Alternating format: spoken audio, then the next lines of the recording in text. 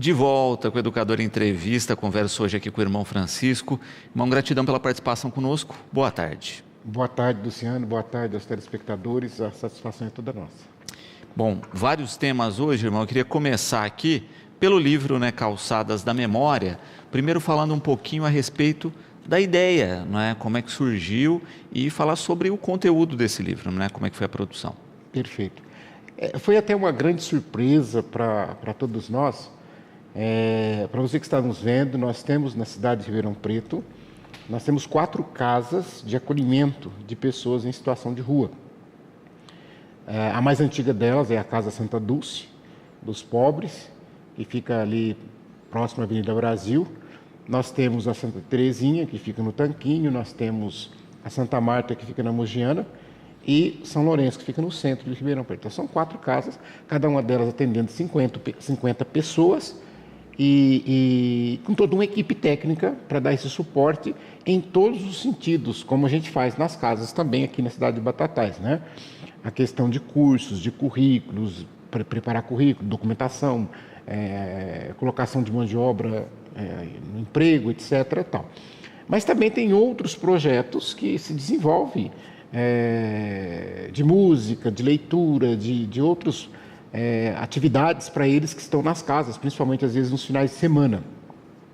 A Casa Santa Dulce ela foi tomando uma dimensão diferenciada das casas de passagem que a gente conhece, na medida em que a idade das pessoas que começaram a ser acolhidas já eram bem próximas dos 60 ou até a mais de 60, e muitas pessoas com doenças graves. Então foi se tornando um público ali que a gente preocupa muito hoje.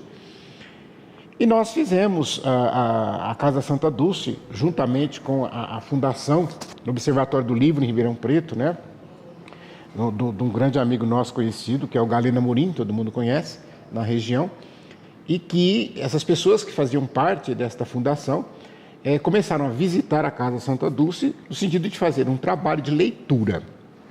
Então, o objetivo deles era, nas visitas, eles liam e até contavam histórias para os assistidos, para os acolhidos. E aí começou a haver uma interação entre esses membros da fundação com os nossos acolhidos, porque aí ali no caso eles são fixos, porque como eu disse, já há mais de 60 anos, muitos com comorbidades, doenças outras, que é diferente das casas de passagem naturais que roda muito. Então começaram a criar vínculos entre as pessoas que ali estavam acolhidas e as pessoas que estavam participando do projeto. E esse vínculo gerou confiança, e gerou confiança no sentido dos nossos acolhidos também querer começar a contar histórias, querer falar com eles, e aí começaram a contar as suas histórias. E nós temos histórias, é claro que riquíssimas. É claro que no livro aqui o objetivo não era esse, mas se a gente pegar algumas histórias de pessoas que nós temos conosco, a própria vida daquela pessoa seria um livro, somente toda a vivência que ela passou, etc. E tal. Então eles começaram a contar. E os voluntários da fundação, ao perceberem a riqueza que havia nas histórias de cada um daqueles que ali estavam, começaram a fazer um trabalho no sentido de incentivar com que outros também que estavam ali, que às vezes sequer falavam alguma coisa, começassem a contar. E a partir daí, então, surgiu a ideia de se fazer um livro com pequenos retalhos, seria dizer, uma coxa de retalhos, com trechos dessas pessoas que escreveram. E é claro, com a autorização de cada um, e também com o zelo e o cuidado de não expô-los, não identificá-los, porque muitos deles, que a gente sabe que o nosso público tem essa questão, tem famílias, mas não tem vínculos. Então, às vezes, tem algum filho que está bem sucedido, tem alguma filha que está em alguma função, etc. Tal, e que eles não gostariam de expor esses filhos na situação em que se encontram, situação de rua ou de acolhimento em instituições, então eles não querem se identificar por esse motivo. Outros casos, a gente também tem essa preservação, então se decidiu que começasse a trabalhar a questão do livro, mas que não houvesse identificação das pessoas. Para nós que conhecemos, quando a gente lê o livro, a gente começa a identificar as pessoas que escreveram. Então, nós pegamos apenas trechos de alguns, etc., né? E aí foi fazendo uma coletânea. Muitos deles que contavam não quiseram que suas histórias ou parte de seus textos viessem para o nosso livro, que é bem pequeno, é modesto, mas foi um ensaio, por assim dizer, né? Mas aqueles que autorizaram, assim foi feito. E a gente lembra que, dentre aqueles que participavam dessas atividades, e aqui eu faço questão de frisar, porque tem alguns que participavam das atividades, mas, sinceramente, por questões de saúde, por problemas, às vezes, psicológicos, psiquiátricos, não tinha condição nenhuma, mas eles participavam e tal, então não vai aparecer nada deles aqui. Tem alguns que tinham condições, mas que não quiseram que estivesse aqui as suas histórias, os seus contos, né? E muitos daqueles que estão aqui, alguns escreveram, outros não tinham condições de escrever porque não sabiam, porque tinham problemas de visão, tinham problemas de audição, tinham problemas de próprio manejo. Às vezes sabiam ler, mas não conseguem escrever por causa da mão, que está com uma doença ou uma coisa ou outra.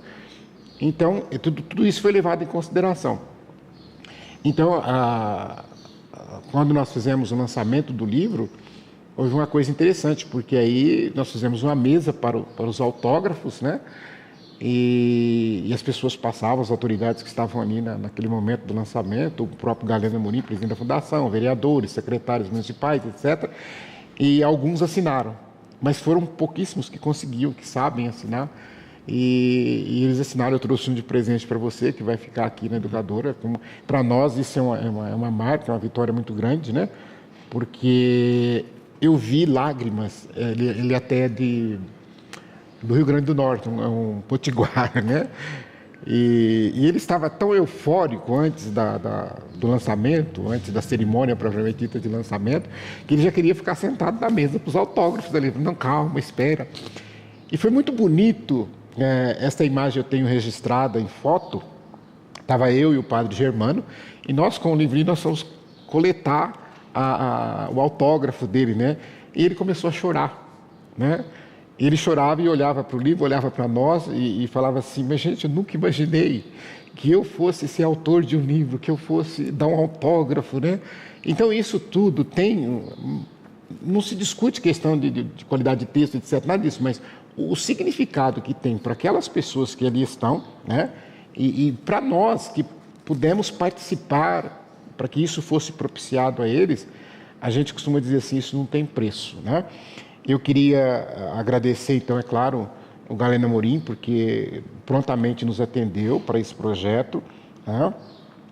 Ele que é o presidente da Fundação Observatório do Livro da cidade de Ribeirão Preto, Observatório do Livro e da Leitura, né? Nós temos que agradecer também a Luciana Pasqualin, né? Ela que é a diretora de operações da Fundação, e os mediadores de leitura, né? Que esses que trabalharam praticamente direto com as pessoas, né? O Zé Augusto do Camargo e a Rafaela Hermoso. E então a nossa gratidão a todos eles, né? Por ter propiciado que nós tivéssemos hoje em mãos, né? Engraçado, Luciano, porque a gente diz assim, porque muita gente também falou assim: por que não escreve um livro da comunidade, né? Por que o senhor não escreve? Por que fulano não escreve, etc e tal. E o primeiro livro da comunidade Divina Misericórdia, ele não foi escrito por nós, foi escrito por eles. Isso tem um significado para nós, assim, fantástico, muito bom, muito bonito. Meu irmão ficou de ler alguns trechinhos nesse bloco. Isso. Perfeito. E eu queria, antes de começar a ler o trecho dos próprios acolhidos, eu não vou ler por inteiro, mas uma mensagem do presidente da Fundação do Observatório do Livro, o Galeno Amorim, que ele escreve assim: por que a leitura e a escrita andam juntas? Porque tanto o ato de ler como o ato de escrever propõe a liberdade à nossa mente e às nossas emoções para criar, lembrar, ressignificar, memórias. Ambos são casa, acolhimento, cura e lugar em qualquer lugar. A leitura é democrática. Ela amplia o senso crítico, o conhecimento, o vocabulário, a amplitude das sensações.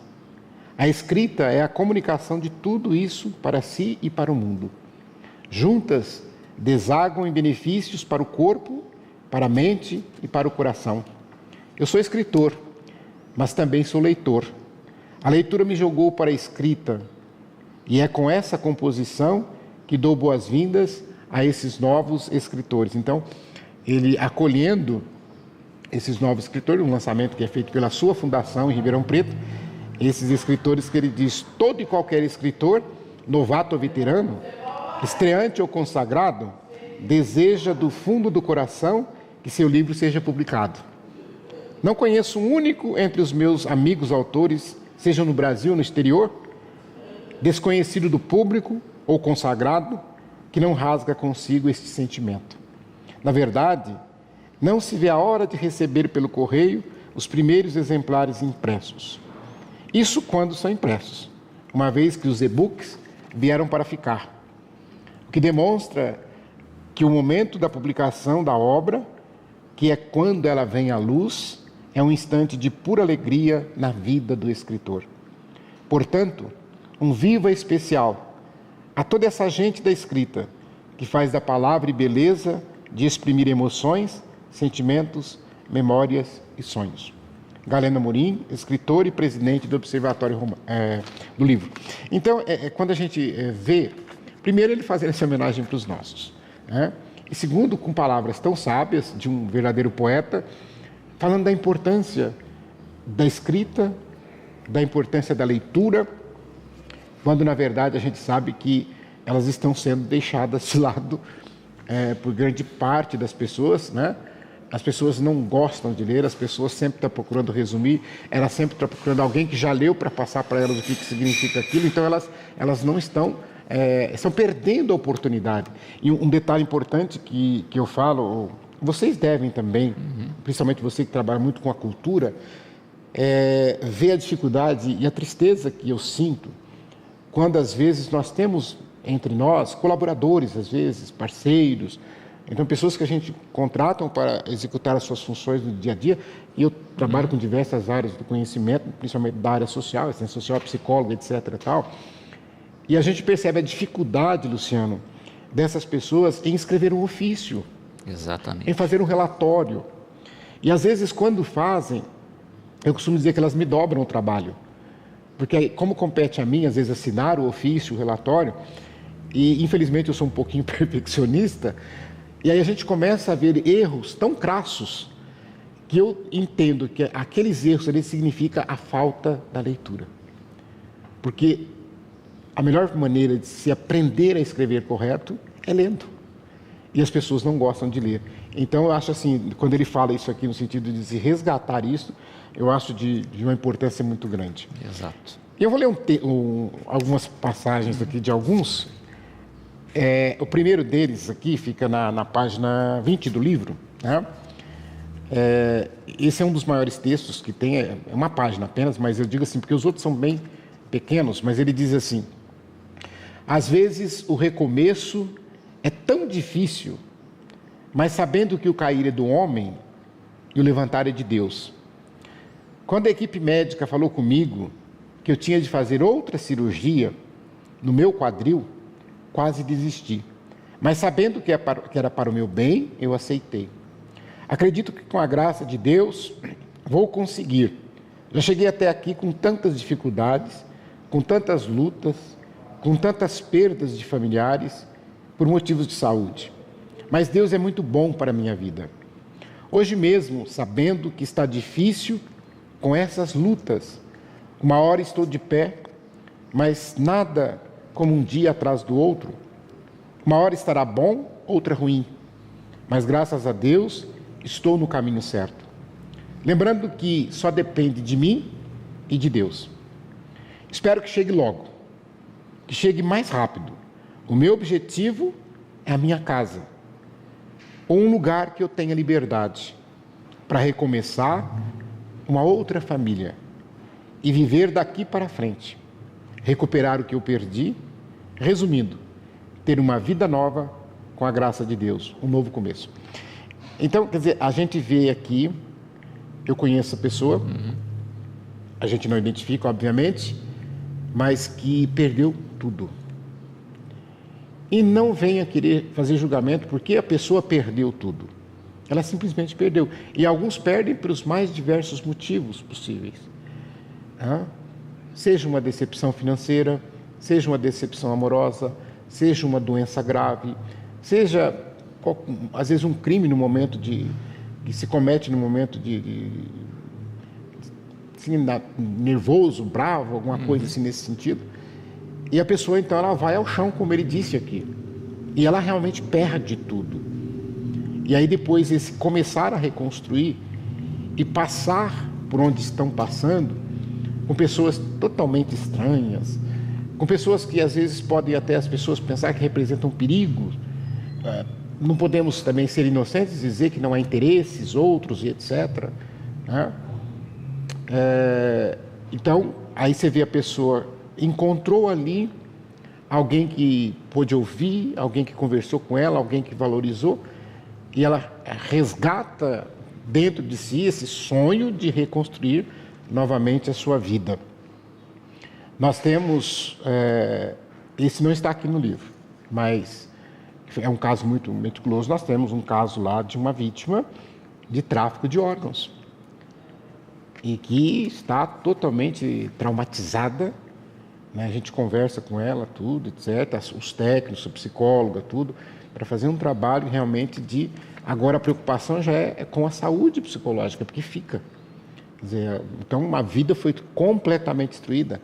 Nós temos outro caso, Luciano, que a gente fala barbaridade, né, se eu fosse gaúcho. Escravidão, trabalho escravo. A gente concebe assim o trabalho escravo nas reportagens que a gente vê atualmente, por exemplo, em troca da comida, em troca da casa, porque é trabalho escravo, ou então em condições de precárias, etc. Tal. Mas eu não imaginava que ainda existia açoitamento. E eu descobri que tem uma pessoa, jovem, 30 e poucos anos, traz no corpo marcas de jagunços, que para mantê-los, e não era só ele, mas que está conosco, que eu pude a oportunidade de conhecer só ele, ele conseguiu fugir, né? Mas traz no corpo as marcas que não vão sair, no seu corpo de que era açoitado. Então, é uma coisa absurda a gente imaginar isso no século XXI, né? É muito triste. Eu vou ler um outro trechinho aqui, você avisa para parar aí, porque eu me encanto muito com isso aqui, né? Porque eu acho que, olha que beleza, com tão poucas palavras, ele diz assim, ó, esse aqui: quando a senhora da noite vier me buscar, eu não quero estar dormindo, eu não quero estar louco, eu só quero estar ao lado das minhas estrelas, porque o meu sol já se apagou, e minha lua também. Adeus terra, adeus sociedade hipócrita e individualista. Quando você começa a olhar isso aqui, quer dizer, olha só, tão poucas palavras, né? Mas de uma profundidade tremenda, né? Você sabe, vocês devem ter acompanhado pelas redes, nós estamos num embate em Ribeirão Preto, nós tivemos umas cenas aí não muito agradáveis, né?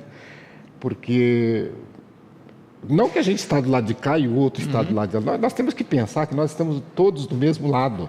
Esse é um mal, né? Nós tivemos algumas cidades, e essas cenas vieram de São Paulo também, mas aqui na cidade de São Carlos nós tivemos um ano, já faz uns 10 anos atrás, se não me engano, eu até comentei aqui já, que fizeram uma ação de higienização das piores possíveis que eu já vi na minha vida, porque foram à madrugada, justamente o horário que as pessoas que estão na rua dormem assim, quer dizer, deitam ali um do lado do outro nos papelões, com aqueles cobertores na calçada, e eles levaram os caminhões da prefeitura, a guarda municipal e os caminhões-pipa. E eles foram retirando aquelas pessoas com jatos, acordando as pessoas com jatos de água, e quando a pessoa levantava era cacetete, era aquela cena horrível de a gente ver, parece que a gente acha que já existe em filme, né? Eu estou falando de uma coisa que aconteceu há 10 anos e que talvez aconteçam por aí mais vezes e que não é filmado. Mas a forma como tratam essas pessoas, então de repente, por mínimo que você faça, aí você ouve isso aqui. Por quê? Porque ela está dizendo que realmente às vezes a gente tem que concordar que a nossa sociedade, às vezes, é hipócrita, ela é individualista, pensa somente em si, separa os lados, você está do lado de lá, estou do lado de cá, quando, na verdade, nós estamos todos juntos tentando buscar, justamente no nosso caso, a dignidade dessas pessoas. Eu acho que a nossa luta é essa, né? Não tem dúvida. Tem um outro aqui, esse é internacional, ele ficou no Japão, ele fez uma experiência lá ele é descendente e... Foi trabalhar lá? Foi trabalhar no Japão. Decassegue, né, que o pessoal fala. Eu não sei se... Parece que são os avós dele que vieram do Japão para o Brasil. Ele já é das terceira geração, então. Então, os pais dele já nasceram no Brasil. Mas ele traz as características orientais todas, né? O sobrenome, né? Quase que eu falo sobrenome aqui.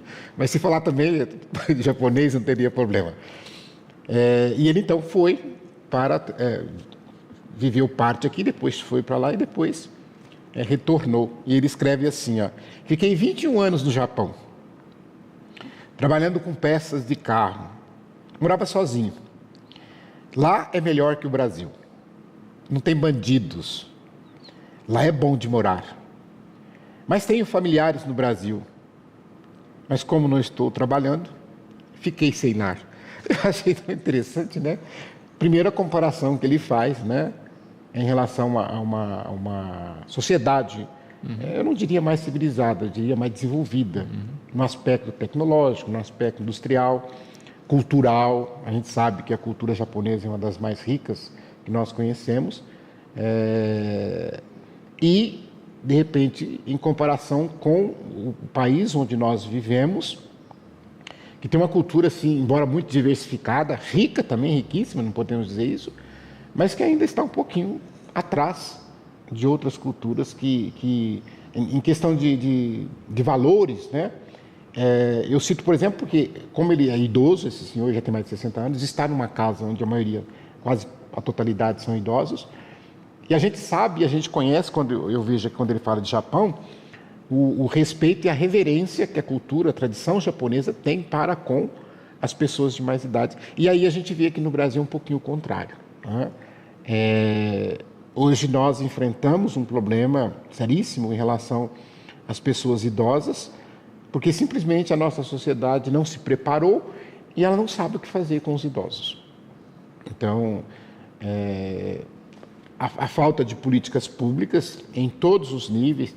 Não adianta querer culpar só o município, mas se a gente vai para o estadual, para o federal também, é a mesma coisa. Eu não sei se vocês imaginaram que ia ser sempre jovem, não iam envelhecer, né? E aí, quando as pessoas envelhecem, que elas começam a exigir cuidados como criança, quer queira, quer não. Seja a questão da saúde, que começa a ficar mais debilitada, então tem que ir mais ao médico, e isso gera custo, seja pelos cuidados, que às vezes não pode ficar sozinho, tem que ter acompanhamento para isso, para aquilo outro, para alimentação, para exercícios, uma série de outras atividades que não se faz mais sozinho. E a nossa cultura brasileira, ela não tem isso. Infelizmente, nós vimos, eu vi ontem, não sei se foi ontem, não sei se você chegou a ver um videozinho do Porsche, que o rapaz agride um idoso, até, eu não vi o desfecho, mas parece que ele teria ficado desacordado. Então, quer dizer, gente, por mais que o idoso tivesse feito alguma coisa, não se justifica alguém jovem, forte, sadio, saudável, partir para uma agressão tão selvagem, tão brutal, com um idoso, né? Então, demonstra uma cultura onde não se tem o respeito aos idosos. Eu vou ler um último aqui, Luciano, dessa coletânea, né, que é o meu maior sonho. E ele diz assim: o meu maior sonho é descobrir a verdade sobre a minha vida. Mas a verdade eu não sei, porque mentiram para mim a vida inteira. Descobri que meus pais eram pessoas estranhas, pois eu era tratado muito mal. Nunca conheci meus pais verdadeiros. Nunca fiz mal a ninguém e também nunca cometi nenhum crime. Por mais que esteja na situação de rua, não irei desistir. Levantarei a cabeça e sim, sorrir. porque sem o sorriso viverei só na tristeza. Quero ter uma casinha para eu morar, que eu possa viver do meu jeito, ter uma esposa e filhos, acreditar em meus pensamentos, não abaixar a cabeça e seguir em frente. Então, o sonho dele, né? O meu maior sonho. Gente, é tão simples. Ter uma família, como diz a canção, ter uma casinha para morar, né?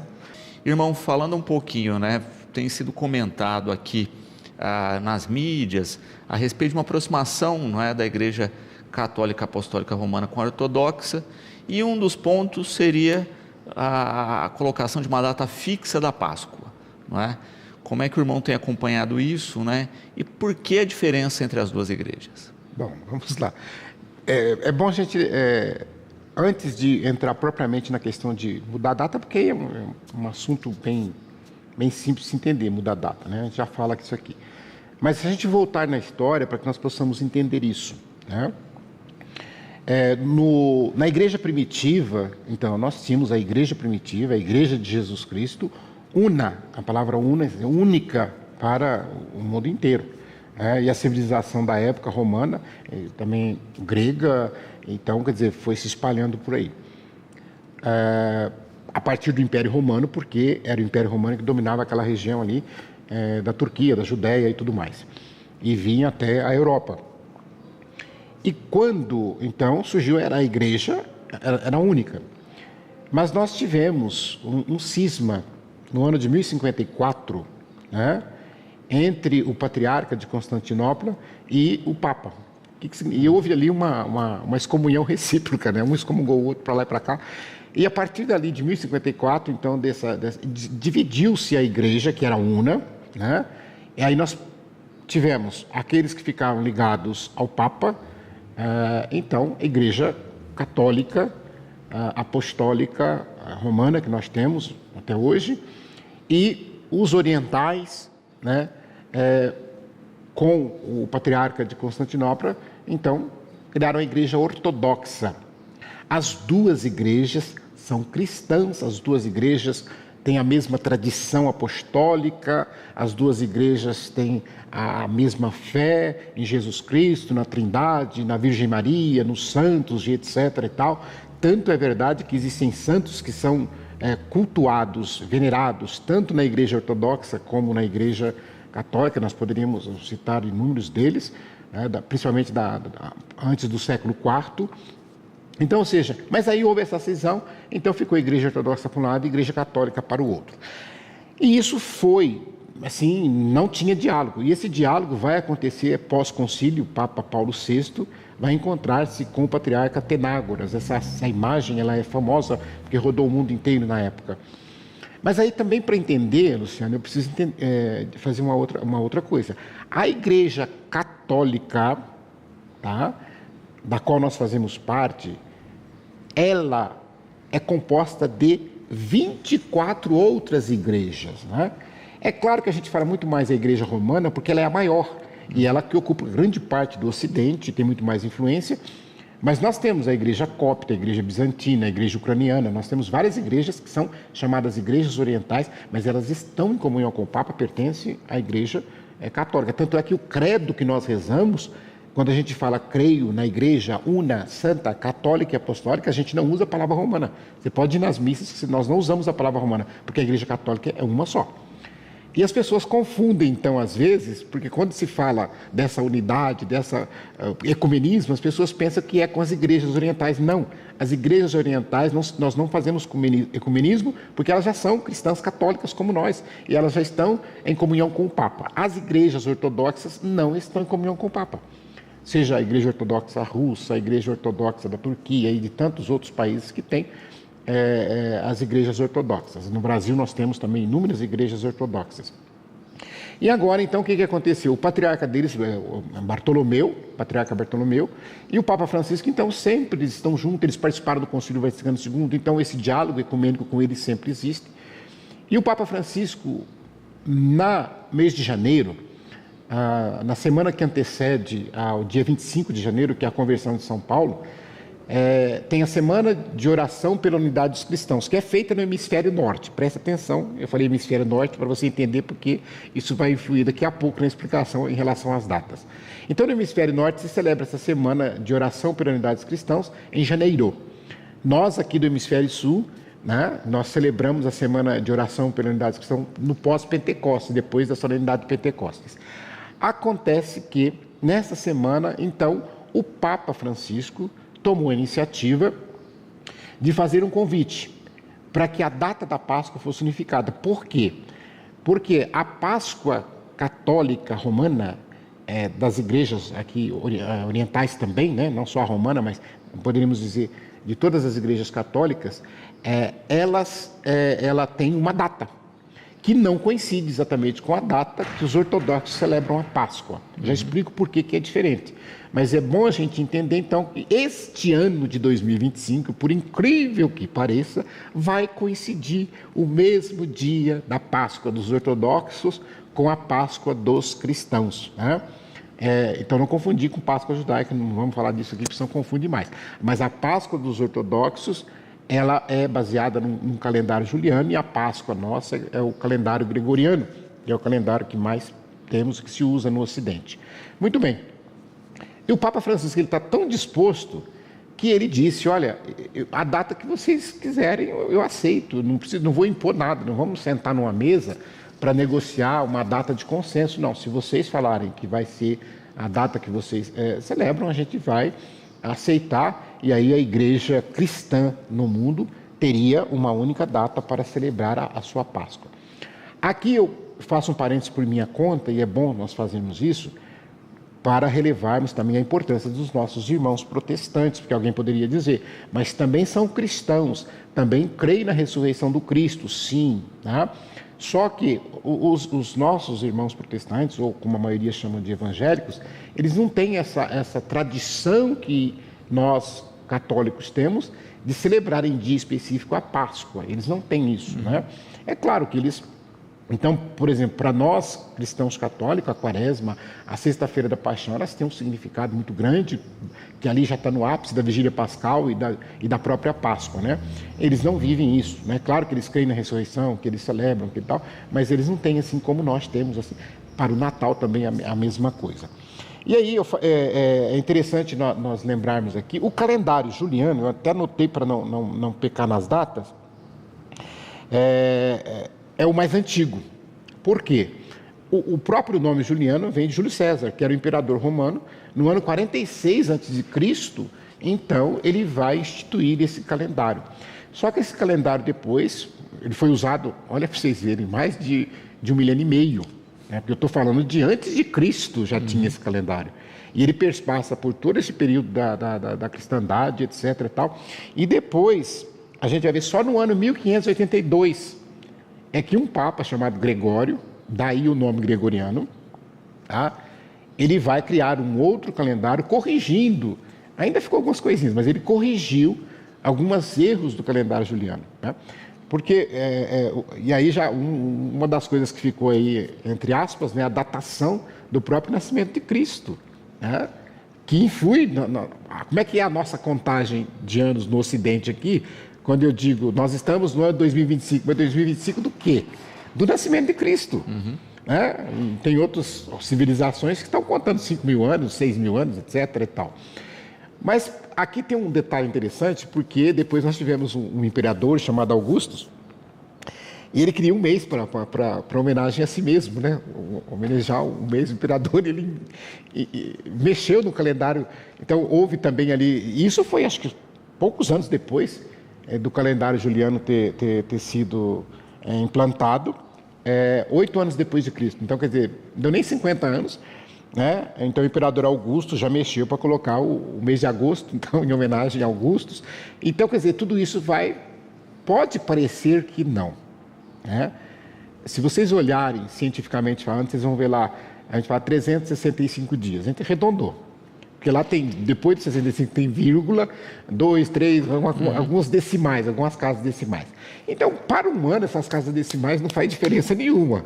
Mas só que a cada ciclo, de repente, isso significa um dia. E se você vai andando mais, isso significa um mês. E se a gente pensar em séculos e milênios, isso pode significar anos e anos de diferença por causa de uma... E é por isso que também se justifica esta questão 30, 31, fevereiro com menos, anos bissextos. Então, todas essas coisas influenciam na escolha da data da Páscoa, né? Dito isso em relação aos calendários, né? Aí a gente volta para o Concílio de Nicéia, que foi no ano 325. Inclusive, estamos comemorando agora o aniversário, né? São 1.700 anos, se não me engano, do Concílio de Nicéia.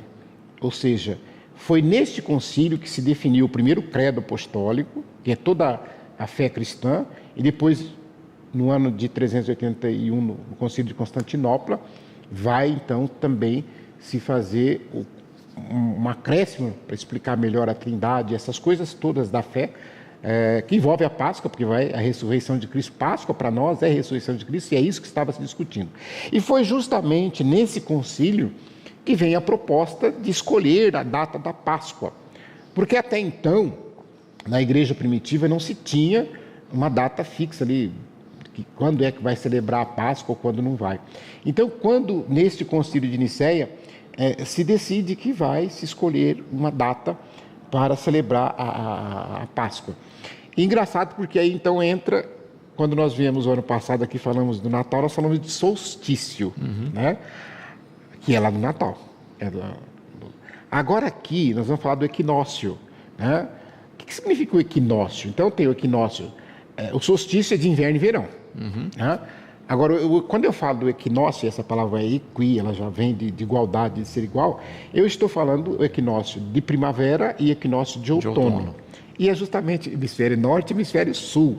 No nosso caso, nós estamos no hemisfério sul. Então, a Páscoa vai estar ligada ao equinócio do outono, porque nós vamos estar no outono. Mas se você for ler inclusive quando você faz qualquer busca, que se está em outra língua, você vai ver equinócio da primavera, que é o hemisfério norte. Então, ou seja, o que é o equinócio? Para a gente entender, eu até me lanço mão do solstício. O solstício marca ali a questão a maior noite e o maior dia, né, que o pessoal fala, né? Então, ou seja, que a noite de Natal, né, ela tem um tempo de duração, mas aí não é em questão de horas e minutos, é em questão de claridade e de escuridão. Então, é claro que, por exemplo, hoje a gente está saindo, há tempos atrás agora, 7 horas da noite tinha sol, estava claro. E agora a gente está percebendo que já 7 horas o sol, às vezes já se pôs, e vamos caminhando então para diminuir o tempo da claridade e aumentar o da escuridão. Solstício de verão é aquele dia, aquela data em que o sol, né, fica mais aparente o dia todo no ano. Isso. E o de inverno que a gente tem menos sol, né, ou seja, tem mais sol, escuridão. Exatamente. Né, por isso que é o contrário. Né? O Natal, é o contrário. O Natal no hemisfério norte está no solstício de inverno, ou seja, fica mais escuro. Inverno, nós não, nós já temos... estamos no verão. Exato. Né? Então isso que é interessante. Então quando a gente fala dessa proposta do Papa Francisco, ela tem relevância de forma excepcional por conta desses calendários trazerem datas diferentes, neste ano estar na mesma data, e ele vê essa coincidência como uma oportunidade de unificar essas datas. Eu estou dizendo aqui as palavras dele, né? E a gente diz assim, o que é a sugestão do Papa? Teve manchetes que eu li, Papa decide mudar a data do Carnaval. Não, o Papa não muda a data de Carnaval. Né? E mesmo se o Papa mudar a data da Páscoa, se ele conseguir mudar a data da Páscoa, por isso uma série de outros fatores, se algum país falar, não quero mudar a data do Carnaval, a data do Carnaval vai continuar do mesmo jeito. Se quiser continuar móvel, imóvel, não tem problema nenhum. Eu estou falando porque existe uma tradição, né? Mas se alguém quiser romper a tradição, ela vai ser rompida. Mas quando eu falava do equinócio, dizer assim que esse tempo diurno tem a mesma duração do tempo noturno, que no solstício é diferente. O Luciano foi muito feliz quando ele disse, né? No Natal, que é verão, para nós aqui, para eles lá é inverno. Então tem essa diferenciação. E aqui, quando eu falo do equinócio, eles estão falando dos raios solares diretamente sobre a linha do Equador, né? fazendo com que os dois hemisférios do planeta recebam a mesma quantidade de luz e de escuridão. Coisa interessante, né? Quem quiser aprofundar nisso, quem gostar, né? Porque eu falei que no Natal nós temos a menor noite. A maior noite é 24 de junho, né? Olha só, né? E agora aqui não, aqui eles estão falando de a mesma quantidade de luz. Então, ou seja, é quando o tempo que o Sol fica é o mesmo tempo da escuridão. Tá? Isso, então, né? Por isso de equidade, igual. Exato. Né? Porque é igual nos dois hemisférios, por isso também que exatamente. É uma data comum. E aí a igreja, nesse concílio de Nicéia, ela disse assim, então nós vamos celebrar a Páscoa do Senhor na primeira lua cheia depois do equinócio. Depois desse equinócio da primavera ou do outono, no caso, para o hemisfério sul. E né? por isso que a data oscila tanto. Por isso que a data muda. E aí eu lembrava, quando eu era criança, a gente ia com minha mãe naquelas procissões da Semana Santa, tudo ali e tal, mas principalmente me chamava a atenção, e aqui no Sambódromo também, quantas vezes a gente fotografou, filmou e etc., a lua cheia na sexta-feira da Paixão. Né? Porque ela está na fase da cheia, né? E é claro que aí, domingo de Páscoa seguinte já está cheia ainda, né? Então, ou seja, olha que coisa interessante, né? Então, não é uma coincidência, eles seguem esse calendário para fazer isso, né? Para falar disso. Agora, quando eu falei do concílio de Nicéia, eles adotaram esta forma que parece complicada, né? Então, ou seja, primeiro domingo depois da primeira lua cheia após o equinócio da primavera, para o hemisfério norte. Para nós, no hemisfério sul, então, ou seja, é o primeiro domingo depois da primeira lua cheia após o equinócio do outono, né? Então, sempre vai cair todos os anos entre final de março e começo de abril. Todos os anos, né? Esse ano está mais tarde. Tem ano, por exemplo, esse ano o carnaval vai ser em março. Tem ano que o carnaval é no começo de fevereiro. Tá? Então, é claro, se o Papa mudar a data para que seja unificada, e aí no caso, se na unificação seguisse o calendário da Igreja Romana, Latina, não ia mudar nada. Ia mudar para os ortodoxos. Mas se nós formos seguir a tradição ortodoxa, aí nós teríamos uma data fixa para se celebrar a Páscoa, né? E aí sim, isso influenciaria, como se dissesse assim, ó, todo primeiro domingo de fevereiro, porque eu não vou falar em dias, mas eu vou falar em dias de semana com mais fácil. Todo primeiro domingo de fevereiro é domingo de carnaval. Então, quer dizer, toda primeira quarta de fevereiro ali vai ser... É lógico que nós vamos acompanhar agora essa discussão para saber se ela... Eu não sei, porque a gente não consegue saber isso também, se foi uma ideia do Papa Francisco ou se tem algum grupo de estudo, porque nós sabemos que a saúde dele debilitou bastante nos últimos dias e ele não voltou a tocar nesse assunto, então a gente não sabe qual vai ser o resultado disso, se ele vai realmente conseguir, e até também se os ortodoxos vão aceitar, apesar de que para eles não vai mudar nada, sim, não teria como eles falar de não aceitar. Agora, eu anotei aqui, para a gente não poder esquecer, que ele fala que essa data seria a data da unidade, mas quando eu fixo a Páscoa em uma data, eu voltando para trás, eu vou definir a quarta-feira de cinzas. Definindo a quarta-feira de cinzas, eu tenho a terça, segunda e domingo do carnaval. Então, isso também mudaria. Agora, para frente no nosso calendário,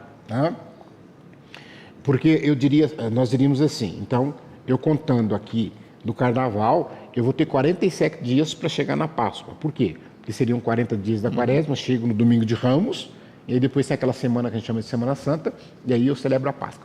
Só que depois da Páscoa eu começo a contar outras festas.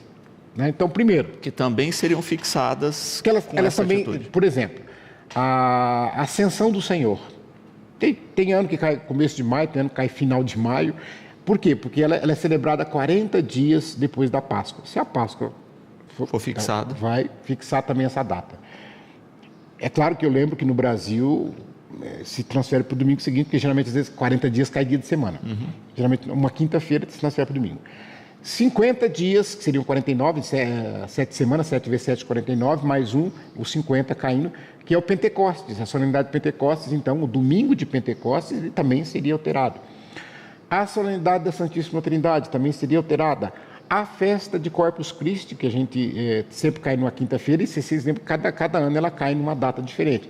Então, todas essas coisas sofreriam alterações. Mas eu digo assim, que a gente é a favor do ecumenismo, a gente quer essa aproximação, a gente quer esse diálogo, né? Porque nós bem sabemos que essas datas, é diferente, por exemplo, se dissesse assim, vamos celebrar o aniversário do Luciano. Vai ser o dia que você nasceu. Agora, como aqui não se tinha essa data, então se optou por fazer essa engenhoca toda que eu falei aqui, para se definir uma data para celebrar a Páscoa. E vou um pouco além ainda, né? Alguém fala assim, mas ninguém sabe por que celebra, né? Imagina as pessoas que nasceram dia 29 de fevereiro.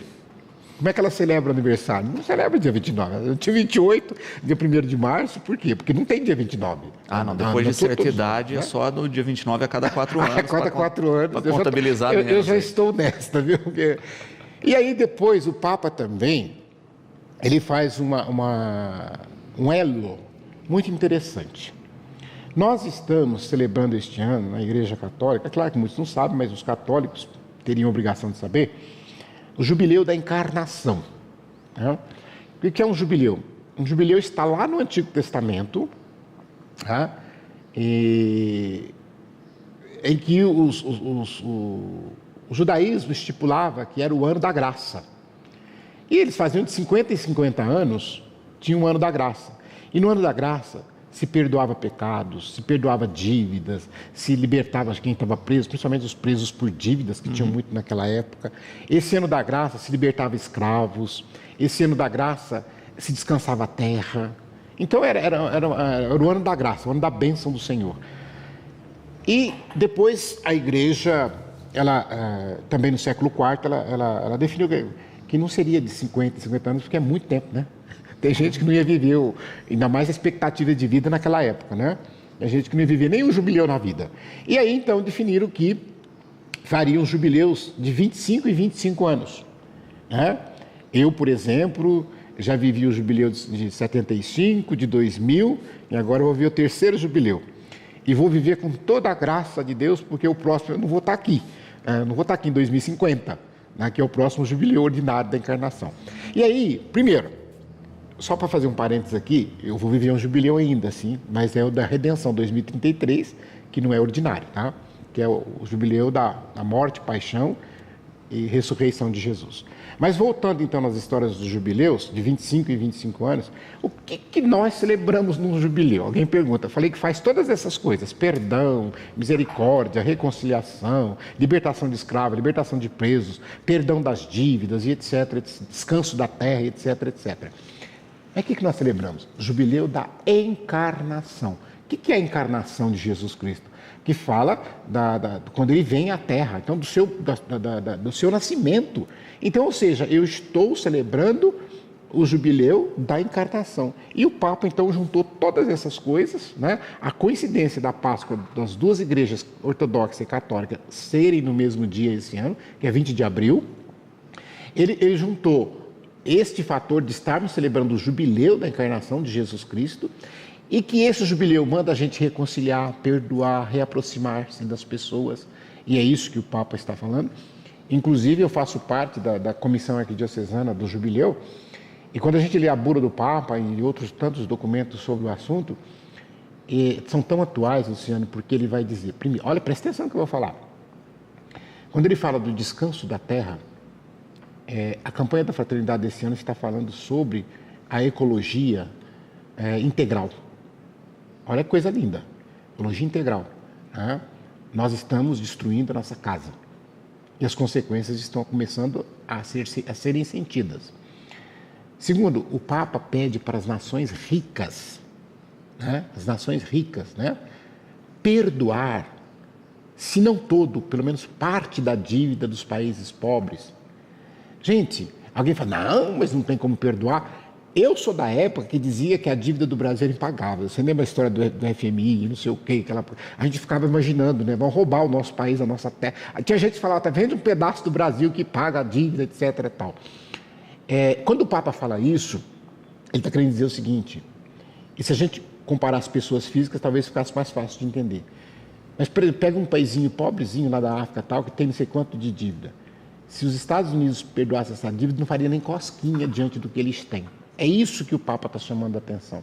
Vocês imaginam se pega esses bilionários aí do mundo, da revista Forbes traz, né? Você pega aquele povo ali, se eles forem pagar a dívida que um pobrezinho tem aí, que está com o nome do SPC de 20, 30 mil reais, é o que ele gasta no voozinho de jatinho, é o que ele gasta numa noite num restaurante, não vai fazer falta para ele, mas para aquele outro ser humano vai fazer uma diferença monstruosa. Então, quando o Papa fala do jubileu, ele está falando para as pessoas para levarem a essas nações ricas olharem com carinho para as nações mais pobres, né? É isso que a gente fala. Então, a gente tem que entender todo o significado que existe por detrás disso. Não é uma simples mudança de data. Sem dúvida. Irmão, infelizmente não temos mais tempo, temos mais uma pauta que nós vamos remarcar para falar da exposição Mulheres de Terezinha, mas eu quero agradecer imensamente, né, parabenizar aí pelo trabalho, em especial pela questão do livro, e esperar que a gente continue, não é, com essa visão de dar lugar de fala, de trabalhar aí com a arte como ferramenta de recuperação e de aproximação, não é? Que eu acho que isso tem muito a ver também com essa questão dentro aí da possibilidade de uma aproximação ainda maior com a Igreja Ortodoxa, né, que está dentro desse tema, e fica sempre o convite aqui. Eu só faço um parênteses, eu acho que talvez possamos até fazer uma matéria somente, mas para a questão da oportunidade, para que você vá à Câmara Municipal, que nós estamos tendo uma exposição de arte muito interessante, não só pelo valor das obras, mas pela história de como ela foi descoberta e que dessa eu faço parte. Perfeito.